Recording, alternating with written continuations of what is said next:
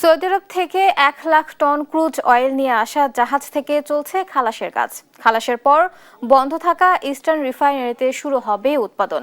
এ নিয়ে আরও জানাতে চট্টগ্রাম বন্দর থেকে সরাসরি যুক্ত হচ্ছেন সহকর্মী AKM নাজিম।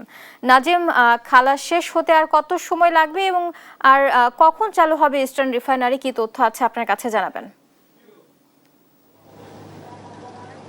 আপনি যেমনটা বলছেন, সৌদি আরব থেকে 1 লাখ টন ক্রুড অয়েল নিয়ে যে জাহাজ, সেটি গতকাল দুপুরে মূলত বাংলাদেশের জলসীমায় প্রবেশ করে। তারপর গতকাল বিকেল নাগাদ সেটি কুতুবদিয়ার যে চ্যানেল রয়েছে সেখানে নোঙর করেছে। তারপরে কিন্তু কাস্টমস, বন্দর, বিপিসি সহ তাদের যে আনুষঙ্গিক কার্যক্রম, সেটি কাগজপত্র যাচাই বাছাই সহ আনুষঙ্গিক কার্যক্রম শেষ করেছে। তারপরে কিন্তু 6টি লাইটার জাহাজ ইতিমধ্যে কুতুবদিয়ায় পৌঁছেছে এবং সেখান থেকে লাইটার জাহাজে করে যে ক্রুড অয়েল সেগুলো নিয়ে আসা হয়েছে চট্টগ্রাম বন্দর ডলফিন জেটি, যেখানে ইস্টার্ন রিফাইনারি যে জেটি রয়েছে সেই জেটিতে নিয়ে আসা হয়েছে। সেখানে একটু আগে, অর্থাৎ এখন থেকে 15 মিনিট আগে মূলত সেই একটি লাইটার জাহাজ চট্টগ্রাম বন্দর ডলফিন জেটিতে পৌঁছেছে। সেখান থেকে এখন যে ক্রুড অয়েল সেগুলো ইস্টার্ন রিফাইনারিতে সরবরাহ করা হচ্ছে এবং আগামী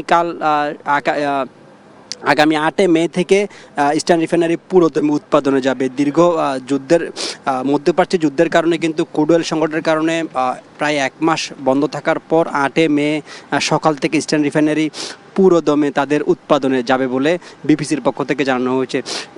কুতুবদিয়া চ্যানেলে যেই 1 লাখ টন ক্রুড অয়েল নিয়ে যে চীনের মেনেনিয়া যে জাহাজ রয়েছে সেখান থেকে 6টি লাইটার জাহাজে করে মূলত ক্রুড অয়েলগুলো চট্টগ্রাম বন্দর ডলফিন জেটিতে আনা হচ্ছে। প্রতিটা লাইটার জাহাজে 4000 টন করে ক্রুড অয়েল আনা সম্ভব। সেই ধারাবাহিকতা 6টি জাহাজে 24,000 টন ক্রুড অয়েল আনতে পারবে। বাকিগুলোর পর্যায়ক্রমে কিন্তু যে লাইটার জাহাজ বলতে যেটি বোঝায়, সেটি ছোট ছোট জাহাজে করে মূলত এই জাহাজ থেকে বন্দরের ডলফিন জেটিতে নিয়ে আসা হবে। সেখান থেকে ইস্টার্ন রিফাইনারিতে সরবরাহ করা হচ্ছে।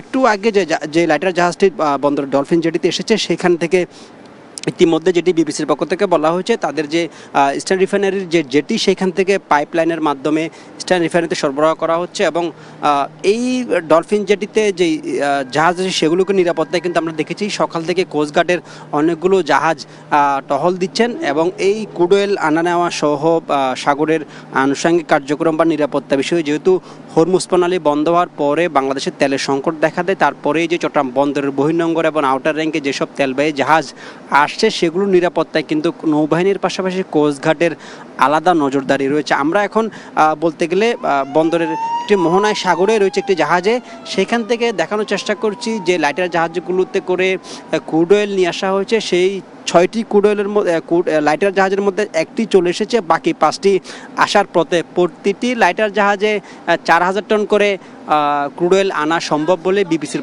পক্ষ থেকে জানানো হয়েছে।